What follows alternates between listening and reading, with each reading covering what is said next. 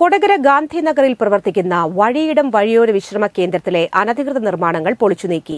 മുഖ്യമന്ത്രിയുടെ 12 പരിപാടിയിൽ ഉൾപ്പെടുത്തി കൊടകര പഞ്ചായത്തിന്റെ നേതൃത്വത്തിൽ കൊടകര ഗാന്ധിനഗറിൽ നിർമ്മിച്ച വഴിയിടം വഴിയോര വിശ്രമ കേന്ദ്രത്തിൽ അനധികൃതമായി നിർമ്മിച്ച നിർമ്മാണ പ്രവൃത്തികളാണ് ഹൈക്കോടതിയുടെ വിധിപ്രകാരം പൊളിച്ചുമാറ്റിയതായി പറയുന്നത്.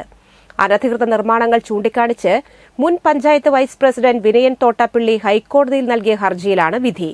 നിർമ്മാണവുമായി ബന്ധപ്പെട്ട് പഞ്ചായത്തിൽ പരാതി കൊടുക്കുകയും പക്ഷേ യാതൊരുവിധ നടപടികളും ഉണ്ടാകാത്തതിൻ്റെ ഭാഗമായി ബഹുമാനപ്പെട്ട ഹൈക്കോടതിയെ ഞാൻ സമീപിക്കുകയുണ്ടായി.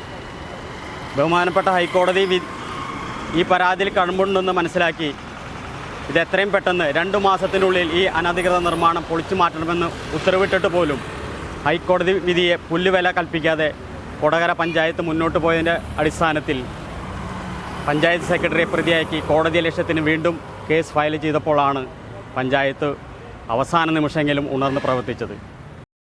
വിധി വന്ന മാസങ്ങൾ കഴിഞ്ഞിട്ടും പൊളിച്ചു മാറ്റാത്തതിനെ തുടർന്ന് പഞ്ചായത്ത് സെക്രട്ടറിയെ പ്രതിയാക്കി കോടതിയലക്ഷ്യത്തിന് കേസ് ഫയൽ ചെയ്തിരുന്നു. തുടർന്നാണ് നിർമ്മാണ പ്രവൃത്തികൾ കഴിഞ്ഞ ദിവസം പൊളിച്ചുമാറ്റിയത്. അഡ്വക്കേറ്റ് വിജയഭാനുവാണ് കേസിനുവേണ്ടി ഹാജരായത്.